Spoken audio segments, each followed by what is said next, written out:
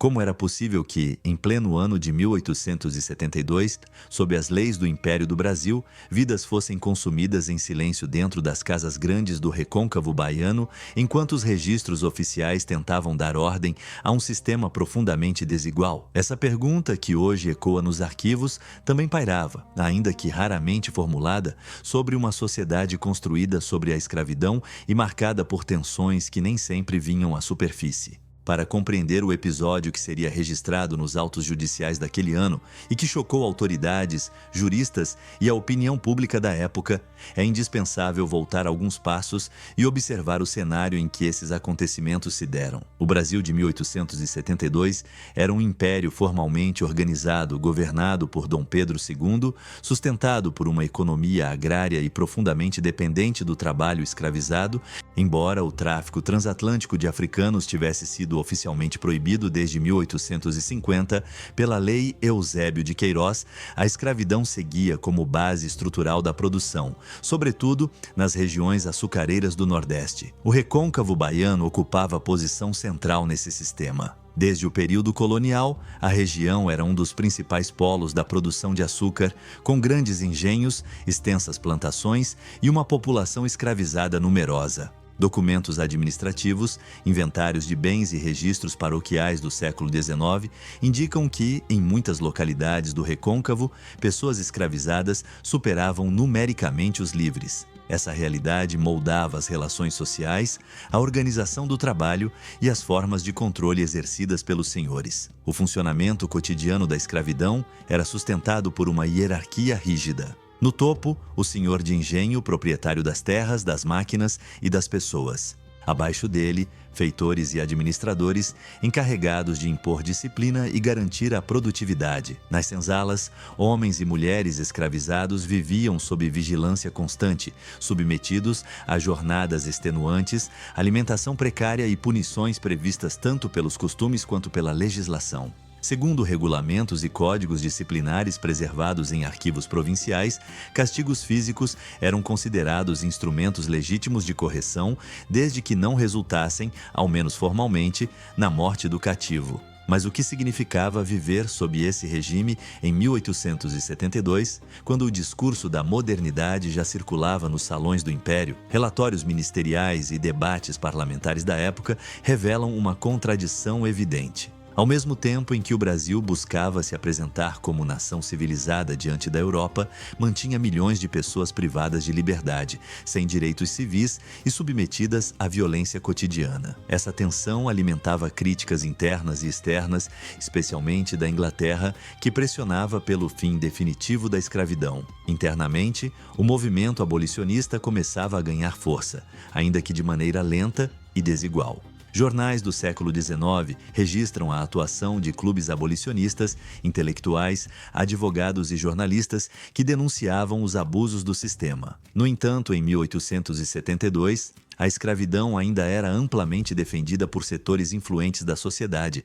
sobretudo os grandes proprietários rurais, que viam qualquer ameaça ao regime como risco direto à ordem econômica e social. Do ponto de vista legal, o cenário também era ambíguo. A Lei do Ventre Livre, promulgada em 1871, declarava livres os filhos de mulheres escravizadas nascidos a partir daquela data. Contudo, documentos oficiais mostram que essa liberdade era, na prática, adiada. As crianças permaneciam sob tutela dos senhores até a maioridade, perpetuando relações de dependência. Para os adultos escravizados, não havia previsão concreta de emancipação, apenas promessas vagas e debates que se arrastavam no parlamento. É nesse contexto que se desenrolam episódios que raramente alcançaram a memória coletiva. Processos criminais envolvendo pessoas escravizadas, quando preservados, revelam não apenas crimes ou transgressões, mas também as tensões extremas geradas por um sistema de opressão. Segundo registros judiciais da época, tribunais imperiais julgavam escravizados não como cidadãos, mas como propriedades responsáveis por atos considerados ofensivos à ordem senhorial.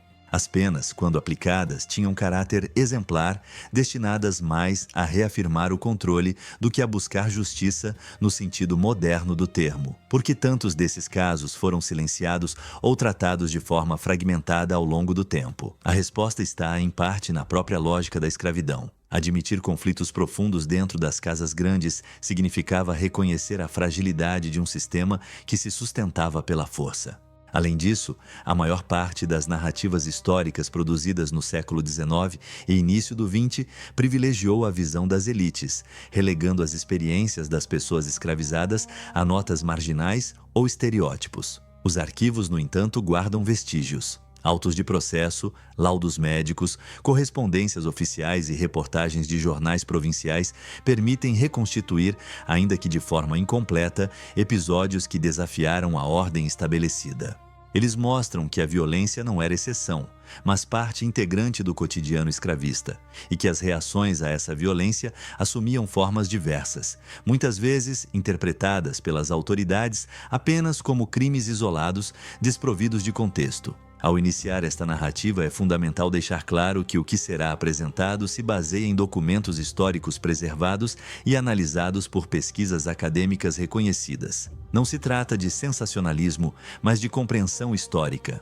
O que levou determinados acontecimentos a ocorrerem, o que os documentos oficiais realmente revelam quando lidos com atenção e distanciamento crítico, e por que compreender esses episódios é essencial para entender as raízes sociais, econômicas e raciais do Brasil contemporâneo. No próximo capítulo, entraremos nos registros específicos que emergem do recôncavo baiano em 1872, observando como um caso aparentemente restrito ao espaço doméstico ganhou dimensão pública e judicial, expondo as fissuras de um sistema que, mesmo em seus últimos anos, ainda produzia tragédias profundas. Conhecer essa história é um passo necessário para compreender o passado como ele foi, e não como durante muito tempo se tentou apresentar. O que acontecia quando os muros da Casa Grande deixavam de conter os conflitos silenciosos que marcavam a vida cotidiana no sistema escravista? Em 1872, no recôncavo baiano, documentos oficiais indicam que um episódio ocorrido no interior de uma propriedade rural rompeu essa barreira simbólica e alcançou os registros judiciais, os jornais e a atenção das autoridades imperiais. Segundo inventários agrícolas, registros paroquiais e mapas populacionais da época, a propriedade envolvida no processo localizava-se em uma região típica do recôncavo, terras férteis, engenho em funcionamento e uma estrutura social rigidamente hierarquizada. A Casa Grande, centro do poder senhorial, concentrava não apenas a administração econômica, mas também a vida familiar do senhor. A poucos metros, separada física e simbolicamente, a senzala abrigava homens e mulheres escravizados cuja existência era regulada pelo trabalho, pela vigilância e pela obediência forçada. Os registros oficiais não descrevem apenas espaços, eles revelam relações. Correspondências administrativas e depoimentos colhidos em processos judiciais do período mostram que o cotidiano dessas propriedades era marcado por tensões constantes. A proximidade entre senhores e escravizados dentro do ambiente doméstico, especialmente no serviço interno, criava uma dinâmica complexa, atravessada por violência, coerção e dependência absoluta. É nesse contexto que surgem as primeiras referências documentais à mulher escravizada que, mais tarde, seria apontada como figura central do processo criminal. Os autos judiciais preservados identificam-na apenas pelo prenome e pela condição jurídica, prática comum no século XIX que apagava origens, histórias pessoais e vínculos familiares. Segundo os registros, ela exercia funções ligadas ao serviço doméstico, com acesso direto à cozinha da Casa Grande, um detalhe que, posteriormente, ganharia destaque nas investigações. Por que esse acesso era significativo? No sistema escravista, a cozinha ocupava um lugar estratégico. Era ali que se preparavam os alimentos destinados à família senhorial e, muitas vezes, aos administradores do engenho. Documentos e relatos da época indicam que mulheres escravizadas designadas para esse espaço acumulavam responsabilidades e, ao mesmo tempo, viviam sob constante suspeita e vigilância. A confiança exigida coexistia com o medo latente de transgressões. Os primeiros indícios de que algo estava errado aparecem em registros médicos e comunicações enviadas às autoridades locais. Segundo laudos da época, membros da família do senhor passaram a apresentar sintomas graves após uma refeição comum. Jornais provinciais do século XIX relatam que a enfermidade se espalhou rapidamente, afetando adultos e crianças, levando a óbitos em um curto espaço de tempo. Em uma sociedade acostumada a lidar com epidemias e doenças tropicais, por que esse caso despertou atenção imediata? A resposta está na suspeita de envenenamento. Documentos preservados indicam que médicos chamados à propriedade identificaram sinais compatíveis com substâncias tóxicas conhecidas à época, muitas delas utilizadas no controle de pragas agrícolas. Relatórios médicos e pareceres anexados ao processo apontam para a presença de veneno nos alimentos consumidos, afastando a hipótese inicial de doença natural. A partir desse momento, o caso deixou de ser um assunto restrito à família senhorial e passou à esfera pública. A legislação imperial previa que mortes suspeitas deveriam ser comunicadas às autoridades judiciais, especialmente quando envolviam crimes contra pessoas livres. Autos de abertura de inquérito mostram que o delegado local foi acionado, iniciando uma investigação formal que mobilizou peritos, testemunhas e representantes do Poder Judicial. Mas o que os documentos revelam sobre a condução dessa investigação? Depoimentos colhidos à época mostram que as suspeitas recaíram rapidamente sobre os escravizados que tinham contato direto com a preparação dos alimentos. Entre eles, a mulher responsável pela cozinha foi interrogada de forma recorrente. Registros judiciais indicam que suas respostas foram anotadas por escrivães, filtradas pela linguagem jurídica e pelo olhar das autoridades, sem espaço para contextualização de sua condição de vida. É importante destacar que, segundo as normas do período, pessoas escravizadas não eram consideradas sujeitos plenos de direito. Seus testemunhos tinham valor limitado e, muitas vezes, eram interpretados à luz da presunção de culpa. Jornais da época refletem esse viés, utilizando termos que reforçavam estereótipos e apresentavam o episódio como uma ameaça à ordem social, mais do que como um acontecimento a ser compreendido em sua complexidade. Por que esses registros devem ser lidos com cautela hoje? Porque eles não são neutros. Pesquisas acadêmicas contemporâneas que analisaram processos criminais do século XIX demonstram que a narrativa oficial frequentemente ocultava abusos, conflitos prévios e as condições extremas impostas aos escravizados. Ainda assim, são esses documentos que permitem reconstruir os fatos, mesmo que de forma fragmentada. À medida que a investigação avançava, o caso ganhava repercussão. Relatos publicados em periódicos provinciais indicam que o episódio foi comentado em vilas e cidades próximas, alimentando debates sobre segurança, disciplina escravista e os riscos percebidos pelos senhores. Ao mesmo tempo, esses jornais pouco ou nada diziam sobre a trajetória da mulher escravizada envolvida, reforçando o silêncio em torno de sua história pessoal. O que os documentos históricos realmente revelam quando observamos esses detalhes? Revelam um sistema em que a violência estrutural criava situações limite, onde qualquer ruptura era tratada exclusivamente como crime individual, desconsiderando o contexto de opressão. Revelam também como o medo da desordem moldava a resposta das autoridades e da sociedade. No próximo capítulo, acompanharemos o avanço do processo judicial propriamente dito, analisando como a mulher escravizada foi formalmente acusada, quais provas foram apresentadas e de que maneira a Justiça Imperial construiu sua narrativa oficial sobre o caso. Ao seguir esses registros passo a passo, será possível compreender não apenas um julgamento, mas o funcionamento de todo um sistema jurídico inserido na lógica da escravidão. Como a Justiça do Império do Brasil transformava suspeitas em acusações formais quando o réu era uma pessoa escravizada? Essa pergunta atravessa os autos do processo iniciado no Recôncavo Baiano em 1872 e ajuda a compreender não apenas o caso em si, mas o funcionamento do aparato judicial em uma sociedade ainda sustentada pela escravidão.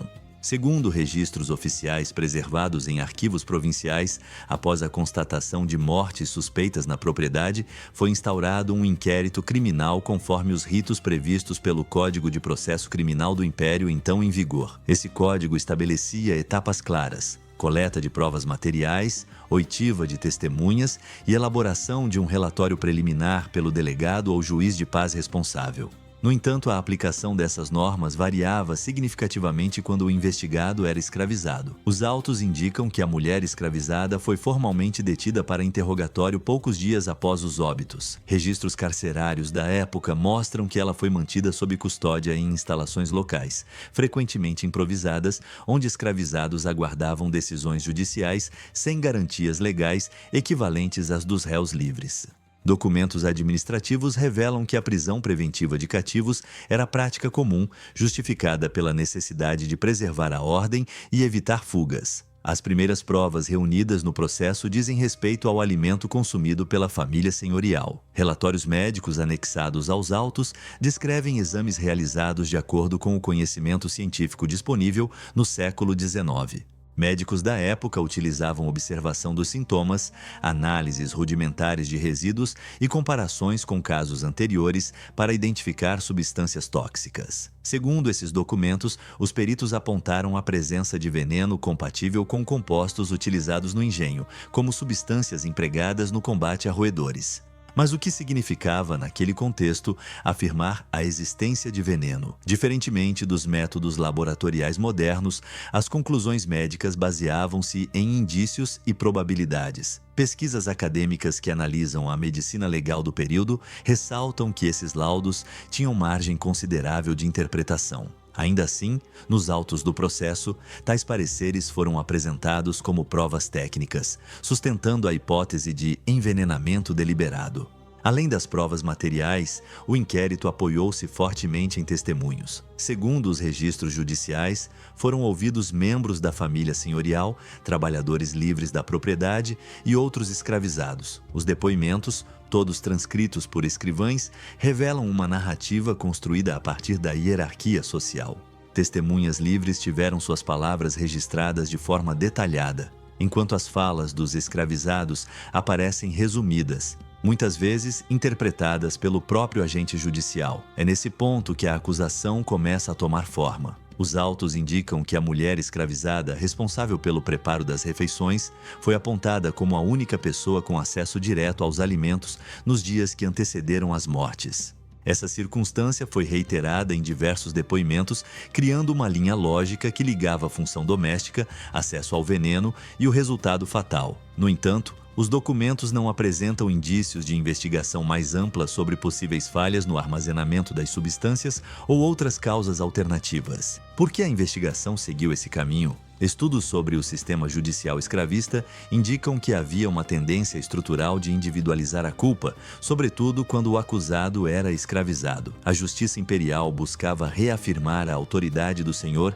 e a estabilidade da ordem social, tratando o crime como desvio pessoal e não como consequência de um contexto de opressão.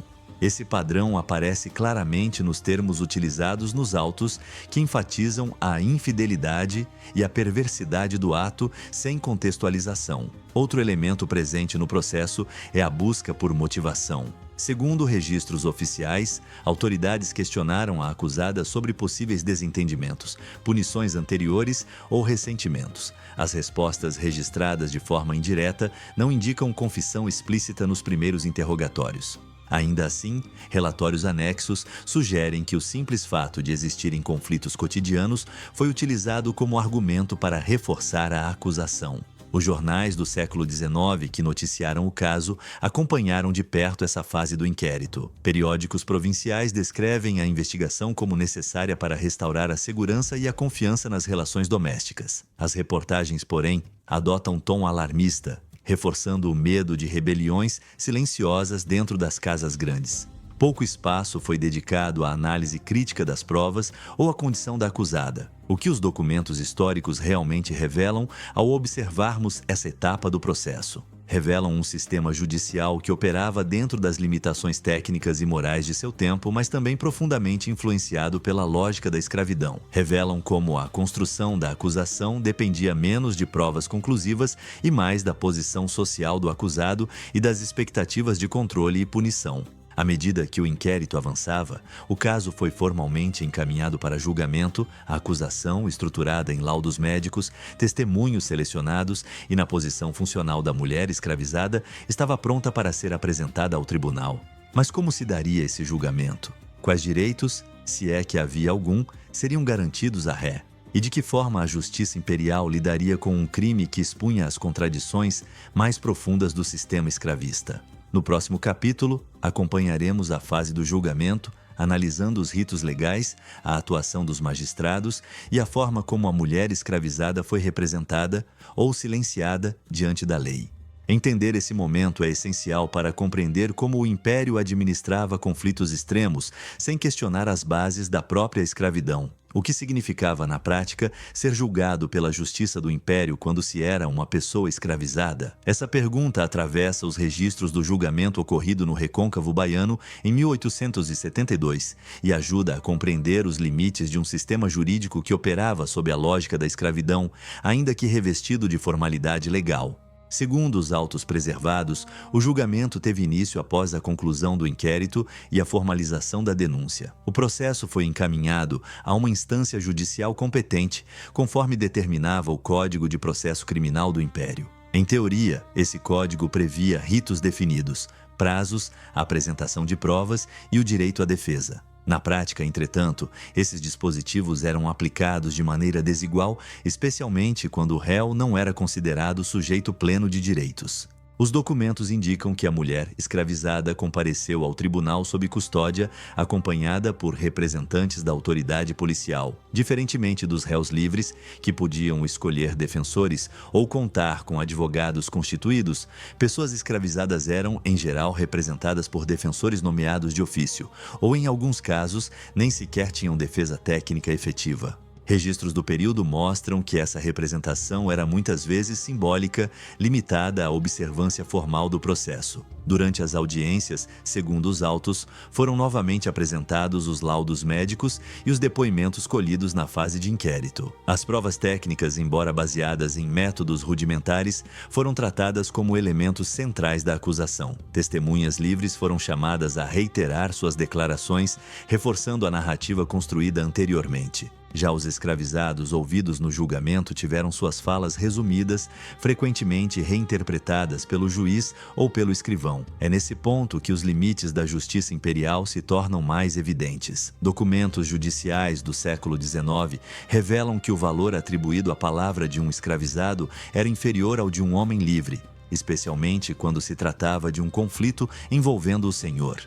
A legislação não reconhecia igualdade jurídica entre essas categorias, e isso se refletia diretamente na condução do julgamento. Os registros também indicam que a acusada foi interrogada em juízo. Suas respostas, novamente registradas de forma indireta, não aparecem como uma narrativa própria, mas como fragmentos encaixados na lógica da acusação. Não há nos autos espaço para uma exposição detalhada de sua trajetória, de suas condições de vida ou de possíveis abusos sofridos.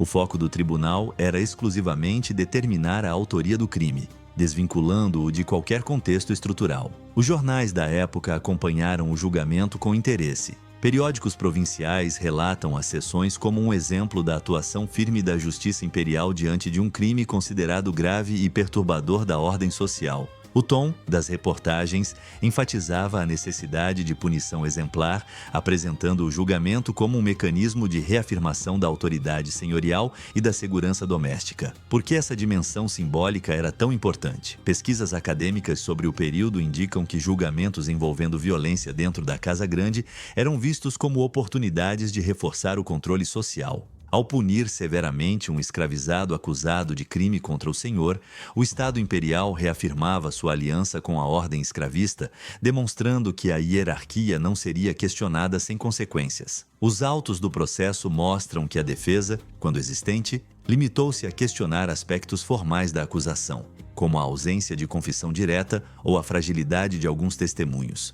No entanto, essas argumentações tiveram pouco peso diante do conjunto probatório apresentado pela acusação e do contexto social em que o julgamento se inseria. A presunção de culpa, implícita desde o início do processo, permeava as decisões judiciais. O veredito, segundo os registros oficiais, foi proferido após a análise dos autos e das audiências. A mulher escravizada foi considerada culpada pelos crimes que lhe foram imputados. A sentença, redigida em linguagem formal e jurídica, não apresenta reflexões sobre o sistema escravista ou sobre as condições que cercaram o ocorrido. Ela se limita a enquadrar os fatos nas categorias legais disponíveis à época. Esse julgamento, embora tratado como um procedimento legal regular, revela as profundas desigualdades do sistema judicial imperial. Ele mostra como a lei operava dentro de limites estreitos, incapaz ou indisposta de questionar as bases da escravidão. Ao mesmo tempo, expõe como a justiça era utilizada como instrumento de manutenção da ordem social vigente. O que esses documentos nos ensinam hoje? Ensinam que a justiça não é neutra e que suas decisões refletem os valores e estruturas da sociedade em que está inserida. Ensinam também que muitos episódios de violência e sofrimento foram registrados apenas sob a ótica do poder, silenciando as vozes daqueles que não tinham acesso à palavra plena. No próximo capítulo, analisaremos a sentença e suas consequências imediatas, observando como o castigo imposto foi interpretado pelas autoridades, pelos jornais e pela sociedade da época. Esse desfecho legal, longe de encerrar a história, abre novas questões sobre memória, silenciamento e o legado da escravidão no Brasil. O que acontecia depois que a Justiça Imperial pronunciava sua sentença contra uma pessoa escravizada? Em 1872, no Recôncavo Baiano, os documentos oficiais indicam que o desfecho jurídico do processo não representou apenas a punição de um indivíduo, mas também um gesto simbólico destinado a reafirmar a ordem escravista diante de toda a sociedade. Segundo os autos do processo, após o julgamento e a confirmação da culpa, foi proferida a sentença com base nas disposições penais vigentes no Império. A legislação do século XIX previa penas severas para crimes considerados atentatórios à vida de pessoas livres, especialmente quando envolviam envenenamento, prática vista como traiçoeira e profundamente perturbadora da hierarquia social. Nos registros, a pena aplicada à mulher escravizada aparece descrita em termos formais, sem qualquer referência às circunstâncias pessoais da condenada. Documentos judiciais indicam que a execução da sentença seguiu os protocolos estabelecidos pelas autoridades provinciais. A punição não era apenas um ato jurídico, mas também um evento de caráter público pensado para produzir um efeito pedagógico. Relatórios administrativos e comunicações oficiais mostram que castigos aplicados a escravizados condenados por crimes graves eram concebidos como exemplos destinados a reforçar a disciplina e a obediência nas demais propriedades da região. Os jornais do século XIX que noticiaram o caso dedicaram espaço considerável ao desfecho do processo. As reportagens, preservadas em hemerotecas, descrevem a sentença como necessária para restaurar a segurança e a confiança entre senhores e seus cativos. O tom adotado reforça a ideia de que a punição era uma resposta adequada a uma ameaça percebida, evitando qualquer questionamento sobre as condições que levaram ao ocorrido. Por que a reação da imprensa é tão reveladora? Porque ela evidencia como a sociedade da época interpretava esses episódios. Pesquisas acadêmicas mostram que jornais imperiais frequentemente funcionavam como porta-vozes dos interesses das elites locais, moldando a opinião pública e legitimando as ações do Estado. No caso em questão, a narrativa predominante apresentava o crime como um desvio individual desvinculado do sistema escravista. Registros oficiais também indicam que o senhor da propriedade foi reconhecido como parte lesada no processo. Documentos administrativos mencionam indenizações ou compensações previstas em lei para proprietários que perdiam seus escravizados em decorrência de punições capitais ou de longas penas. Esse aspecto, frequentemente esquecido, revela como o Estado imperial tratava pessoas escravizadas simultaneamente como sujeitos de punição penal e como bens econômicos.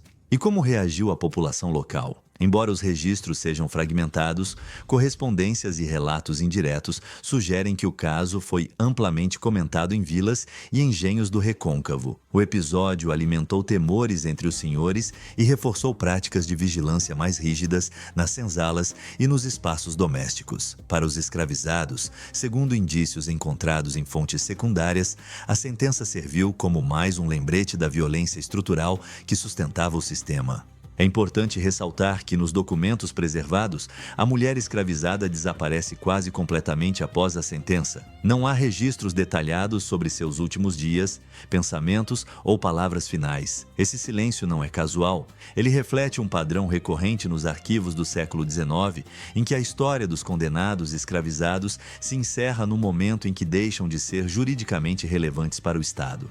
O que esses vazios documentais nos dizem? Dizem que a memória histórica foi construída de forma seletiva, privilegiando a preservação das ações das autoridades e das elites, enquanto apagava as experiências dos mais vulneráveis. Compreender esse silêncio é tão importante quanto analisar o que foi registrado, pois ele revela as limitações das fontes e a necessidade de uma leitura crítica. Ao mesmo tempo, o caso não desapareceu completamente. Ele continuou a circular como referência em debates jurídicos e administrativos sobre segurança e disciplina escravista. Alguns documentos posteriores mencionam o episódio como exemplo dos perigos associados à convivência doméstica entre senhores e escravizados, reforçando argumentos contrários a qualquer flexibilização do regime.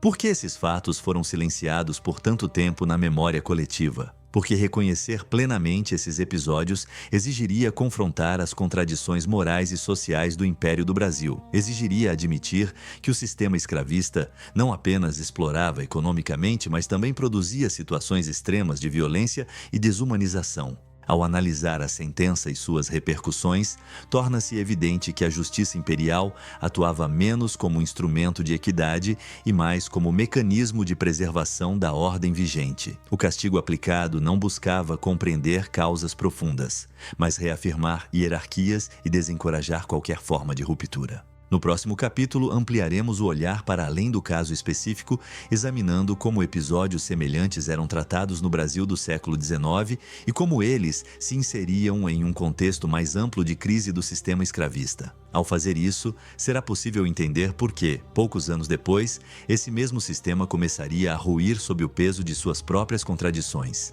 O episódio ocorrido no Recôncavo Baiano em 1872 foi um caso isolado ou parte de um padrão mais amplo que atravessava o Brasil escravista do século XIX? Essa é uma pergunta fundamental para compreender por que processos como esse despertavam tanta atenção das autoridades e da imprensa, indo muito além da tragédia específica registrada nos autos.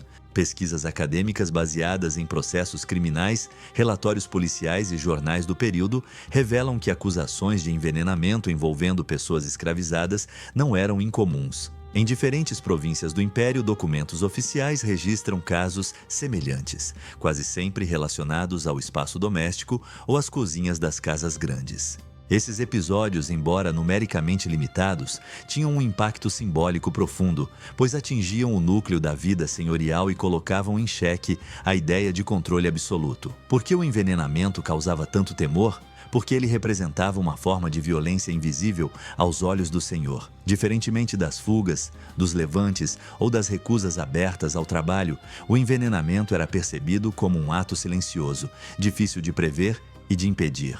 Jornais do século XIX frequentemente tratavam esses crimes como sinais de uma ameaça interna, alimentando um clima de desconfiança que se espalhava entre as elites rurais. Os registros administrativos do Império refletem esse medo. Relatórios de presidentes de província e chefes de polícia mencionam, em diversos momentos, a necessidade de reforçar a vigilância sobre escravizados que atuavam no serviço doméstico. Alguns documentos recomendam maior controle sobre o acesso a substâncias tóxicas e punições mais rigorosas para crimes considerados exemplares. Essas medidas, longe de resolver as tensões, evidenciam a fragilidade de um sistema baseado na coerção permanente. Casos semelhantes ao do Recôncavo também aparecem nos tribunais, seguindo padrões quase idênticos. Segundo os autos analisados por historiadores, a investigação concentrava-se rapidamente em indivíduos específicos, geralmente mulheres escravizadas responsáveis pela alimentação. As provas baseavam-se em laudos médicos incertos e em testemunhos hierarquizados. O julgamento, por sua vez, raramente questionava o contexto de violência estrutural, optando por reafirmar a ordem por meio de sentenças severas. O que esses padrões nos revelam sobre o sistema escravista em seus últimos anos? Revelam que, apesar de sua aparente estabilidade, a escravidão brasileira enfrentava uma crise profunda. Essa crise não se manifestava apenas em grandes revoltas ou mobilizações coletivas, mas também em conflitos cotidianos, muitas vezes registrados apenas nos arquivos judiciais. Ao mesmo tempo, o cenário político do Império começava a se transformar. Na década de 1870, o debate abolicionista ganhava maior visibilidade. Jornais, panfletos e discursos parlamentares passaram a questionar abertamente a legitimidade da escravidão. A lei do ventre livre, embora limitada, sinalizava uma mudança no discurso oficial. Documentos da época mostram que autoridades e senhores percebiam essas transformações como ameaças à ordem tradicional. Nesse contexto, episódios como o do Recôncavo eram frequentemente utilizados como argumentos conservadores. Artigos de jornal e pareceres jurídicos sugeriam que qualquer enfraquecimento da disciplina escravista poderia resultar em violência e caos. A punição exemplar de pessoas escravizadas acusadas de crimes graves era apresentada como necessária para conter esse risco. Assim, o caso individual era instrumentalizado em um debate político mais amplo.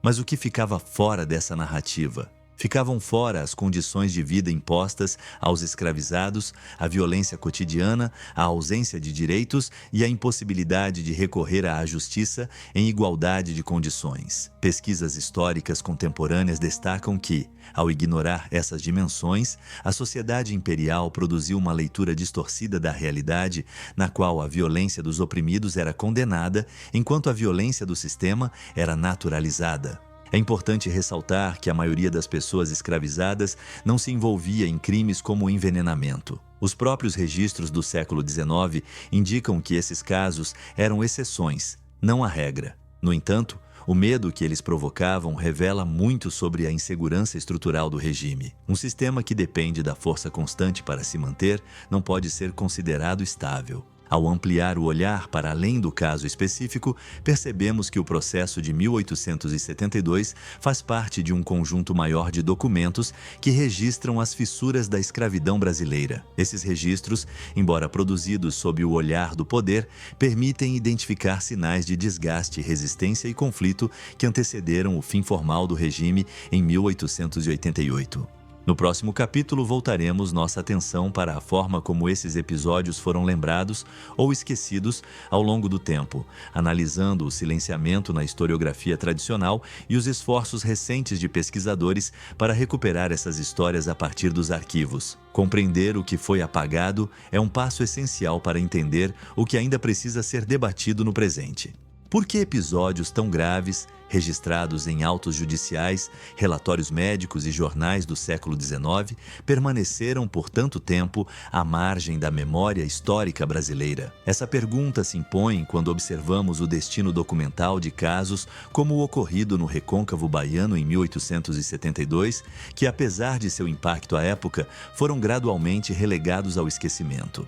Os arquivos preservaram o essencial para o funcionamento do Estado Imperial: sentenças, despachos, laudos e comunicações oficiais. No entanto, como apontam pesquisas acadêmicas sobre historiografia e memória, esses documentos foram produzidos a partir de uma perspectiva específica, centrada nas autoridades, nos proprietários e na manutenção da ordem. O que escapava a essa lógica raramente era registrado ou valorizado. Assim, a história que chegou às gerações seguintes foi, em grande parte, uma história incompleta. Nos manuais escolares e nas narrativas tradicionais do pós-abolição, a escravidão foi frequentemente retratada de forma simplificada, destacando aspectos econômicos ou grandes eventos políticos, enquanto episódios de violência cotidiana e conflitos extremos eram minimizados. Casos como o de 1872 apareciam, quando muito, como notas de rodapé, desprovidos de contexto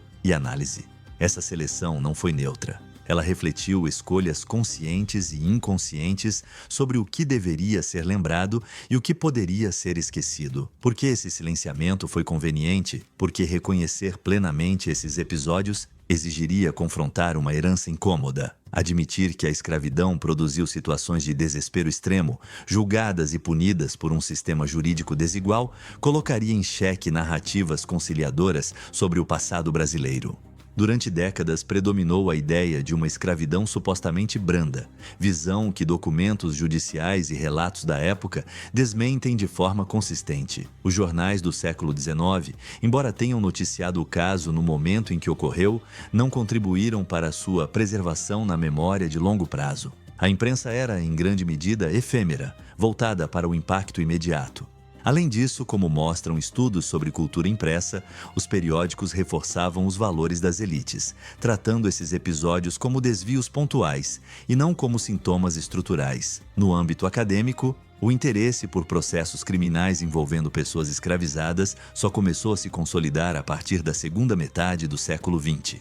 Historiadores passaram a revisitar arquivos judiciais, analisando-os não apenas como registros legais, mas como fontes para compreender o cotidiano da escravidão. Esse movimento permitiu recuperar histórias antes invisibilizadas e questionar interpretações consolidadas. O que esses pesquisadores encontraram? Encontraram padrões de violência, desigualdade jurídica e silenciamento.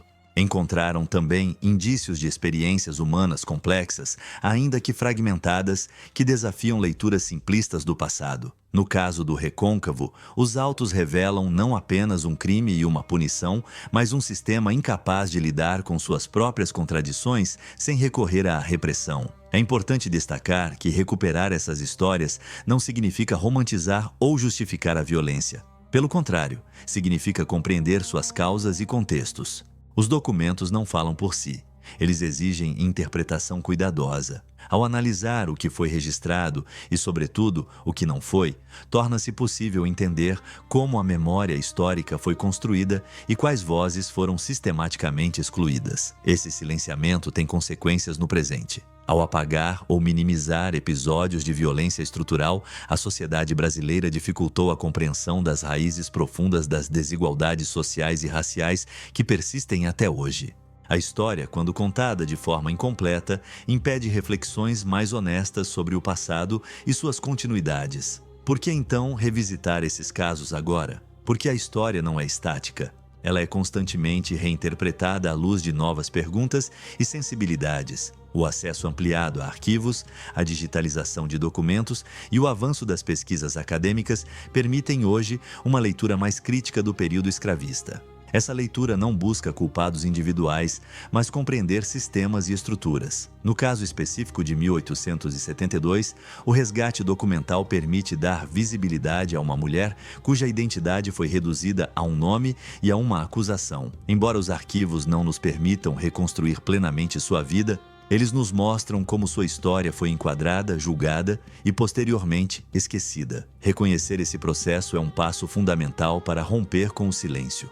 No próximo capítulo, conectaremos essa reflexão ao Brasil contemporâneo, analisando como o legado da escravidão e de seu sistema de justiça ainda influencia debates sobre memória, desigualdade e responsabilidade histórica. Entender o passado, como mostram esses documentos, é condição indispensável para compreender o presente. O que permanece no Brasil de hoje de um processo judicial ocorrido no Recôncavo Baiano em 1872? Essa pergunta não surge por acaso. Ela se impõe quando observamos, à luz dos documentos históricos, que a abolição formal da escravidão não representou uma ruptura imediata com as estruturas sociais, jurídicas e mentais construídas ao longo de mais de 3 séculos de cativeiro. Os registros oficiais do final do Império e dos primeiros anos da República indicam que o Estado brasileiro não promoveu políticas amplas de integração das populações libertas. A Lei Áurea, promulgada em 1888, encerrou juridicamente a escravidão, mas não foi acompanhada por medidas de acesso à terra, educação, trabalho remunerado digno ou proteção social. Documentos administrativos e debates parlamentares do período revelam que essa ausência foi, em grande parte, deliberada, refletindo o temor das elites quanto à reorganização da ordem social. Pesquisas acadêmicas sobre o pós-abolição demonstram que muitas práticas do período escravista foram adaptadas e não extintas. A vigilância constante sobre corpos negros, a desconfiança institucionalizada e a punição seletiva permaneceram como elementos centrais da atuação do Estado. Relatórios policiais do final do século XIX e início do XX mostram que ex-escravizados e seus descendentes passaram a ser associados, de forma recorrente, à ideia de perigo social, justificando ações repressivas semelhantes às do período imperial. Ao observar o processo de 1872, torna-se evidente como o sistema de justiça operava a partir de desigualdades profundas. A mulher escravizada julgada naquele caso não teve acesso pleno à defesa, nem teve sua história considerada relevante. Essa lógica, segundo diversos estudos contemporâneos, não desapareceu com o fim da escravidão, mas se transformou, mantendo a seletividade penal como característica estrutural. Por que é importante reconhecer essa continuidade? Porque compreender o funcionamento da justiça no passado ajuda a explicar padrões persistentes no presente. O tratamento desigual diante da lei, a hierarquização do valor das vidas e o silenciamento de determinadas narrativas não são fenômenos recentes. Eles se enraizam em práticas consolidadas durante o período escravista, como demonstram os documentos judiciais analisados ao longo desta narrativa. A memória histórica desempenha papel central nesse processo. Durante décadas, a escravidão foi apresentada como um capítulo encerrado, frequentemente dissociado dos problemas contemporâneos. Essa abordagem contribuiu para a naturalização das desigualdades sociais e raciais, como se fossem fruto exclusivo de falhas individuais ou circunstâncias atuais. No entanto, os arquivos mostram que essas desigualdades têm raízes profundas, documentadas e historicamente identificáveis. O caso do Recôncavo Baiano revela com clareza como a violência do sistema escravista se manifestava em múltiplos níveis: no trabalho forçado, nas relações domésticas, no sistema judicial e na produção da memória. Ao ser tratado como um crime isolado, desvinculado de seu contexto, o episódio foi esvaziado de seu significado estrutural. Esse mesmo mecanismo de isolamento e simplificação foi repetido ao longo do tempo em relação a inúmeros outros casos. Nas últimas décadas, historiadores, sociólogos e juristas têm revisitado esses documentos com novas perguntas. Em vez de buscar apenas a confirmação de narrativas tradicionais, esses pesquisadores procuram compreender como o poder operava, quem tinha voz nos processos e quem era sistematicamente silenciado. Essa mudança de abordagem permitiu revelar conexões antes invisíveis entre passado e presente. O que os documentos históricos realmente revelam quando observados sob essa perspectiva? Revelam que a escravidão não foi apenas um sistema econômico, mas uma estrutura social total, que moldou instituições, mentalidades e práticas jurídicas. Revelam também que seus efeitos não cessaram com a assinatura de uma lei, mas se prolongaram de forma difusa e persistente. Reconhecer esse legado não significa negar as transformações ocorridas ao longo do tempo. O Brasil mudou, aboliu legalmente a escravidão, ampliou direitos e construiu novas instituições. No entanto, como indicam estudos baseados em dados históricos e contemporâneos, essas mudanças coexistem com continuidades que precisam ser compreendidas para que possam ser enfrentadas de forma consciente. O resgate de episódios como o de 1872 cumpre, portanto, uma função educativa fundamental. Ele permite que a história seja observada em sua complexidade, sem simplificações ou apagamentos. Permite também que vozes historicamente silenciadas, ainda que de forma fragmentada, sejam novamente consideradas no debate público. Esse esforço não busca atribuir culpas individuais às gerações atuais, nem alimentar ressentimentos. Seu objetivo é compreender processos históricos e reconhecer responsabilidades coletivas na construção da sociedade brasileira. A história, quando analisada com rigor e respeito às fontes, torna-se uma ferramenta poderosa de reflexão e aprendizado. À medida que nos aproximamos do encerramento desta narrativa, torna-se evidente que o processo ocorrido no Recôncavo Baiano, em 1872, não pertence apenas ao passado. Ele dialoga com o presente, convidando à reflexão sobre justiça, memória e desigualdade. Ao trazer esses documentos à luz, não se pretende reviver o sofrimento, mas compreender suas causas e consequências. No próximo e último capítulo, retomaremos as perguntas iniciais desta série e refletiremos sobre a importância de conhecer a história como ela realmente foi. Entender esses episódios não é um exercício de ódio ou acusação, mas um compromisso com a verdade histórica e com a preservação da memória daqueles que, por muito tempo, não puderam contar sua própria história. Porque ainda hoje é necessário retornar a um processo judicial ocorrido no Recôncavo Baiano em 1872. A resposta não está apenas no passado, mas no compromisso com a compreensão histórica. Os documentos que registraram aquele episódio, autos de processo, laudos médicos, comunicações oficiais e reportagens de jornais do século XIX, não são relíquias distantes. Eles são testemunhos de um sistema que estruturou relações sociais, jurídicas e econômicas cujos efeitos atravessaram gerações. Ao longo desta narrativa, foi possível observar como o sistema escravista brasileiro funcionava de maneira integrada. A exploração do trabalho, a violência cotidiana, o controle dos corpos e o papel da justiça imperial não eram elementos isolados, mas partes de uma mesma engrenagem. O caso de 1872 revela com clareza documental como essa engrenagem operava quando suas contradições se tornavam visíveis demais para serem ignoradas. Segundo os registros oficiais da época,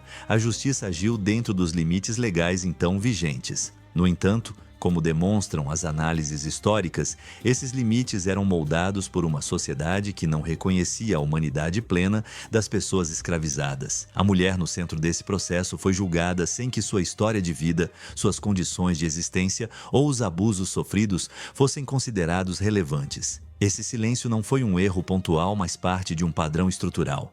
Os jornais do século XIX, ao noticiar o caso, reforçaram essa lógica. Apresentaram o episódio como uma ameaça à ordem, um crime excepcional que exigia punição exemplar. Pouco se disse sobre o sistema que produzia tais situações extremas. Ao longo do tempo, essa abordagem contribuiu para o apagamento da complexidade histórica, transformando um acontecimento profundamente revelador em uma nota marginal da memória coletiva. O que os documentos históricos realmente revelam quando reunidos e analisados com cuidado? Revelam que a violência não era um desvio ocasional, mas uma consequência direta de um regime baseado na coerção. Revelam também que a justiça imperial funcionava como instrumento de manutenção dessa ordem e não como espaço de escuta ou reparação. Esses registros, mesmo produzidos sob o olhar do poder, permitem identificar as fissuras de um sistema que se sustentava pela força. Compreender esse passado é essencial para entender o Brasil contemporâneo. As desigualdades sociais e raciais, a seletividade do sistema penal e as disputas em torno da memória não surgiram por acaso. Elas têm raízes históricas documentadas que se manifestam em episódios como o de 1872. Ignorar esses vínculos é perpetuar um silêncio que já durou tempo demais. É importante reforçar que revisitar essas histórias não significa reviver o ódio ou justificar a violência. Pelo contrário, significa reconhecer a verdade histórica e dar visibilidade às vozes que foram sistematicamente silenciadas. A educação histórica não busca culpados individuais, mas compreensão coletiva. Ela nos convida a olhar para o passado com responsabilidade, reconhecendo erros, injustiças e sofrimentos. Ao trazer esse caso à tona, este vídeo se insere em um esforço mais amplo de preservação da memória. Ele se baseia exclusivamente em documentos originais da época, registros oficiais, jornais históricos e pesquisas acadêmicas reconhecidas. Seu objetivo não é chocar, mas contextualizar. Não é acusar, mas explicar. Não é simplificar, mas mostrar a complexidade de um sistema que marcou profundamente a formação do país. A história do Brasil não pode ser compreendida apenas por grandes datas ou leis promulgadas. Ela também se constrói a partir de processos esquecidos, vidas anônimas e arquivos silenciosos. Cada documento analisado é uma peça de um mosaico maior, que ajuda a entender como o passado moldou o presente. Ao final desta narrativa fica o convite à reflexão. Conhecer a história como ela realmente foi não é um exercício de ressentimento, mas de responsabilidade. É reconhecer que a democracia, a justiça e a igualdade são construções históricas, que exigem memória, estudo e diálogo constante. Preservar essas histórias é preservar a verdade. Dar visibilidade a esses documentos é dar voz, ainda que tardiamente, àqueles que foram privados dela. Que este relato sirva, acima de tudo, como instrumento de educação histórica e como lembrete de que compreender o passado é um passo indispensável para construir um futuro mais consciente.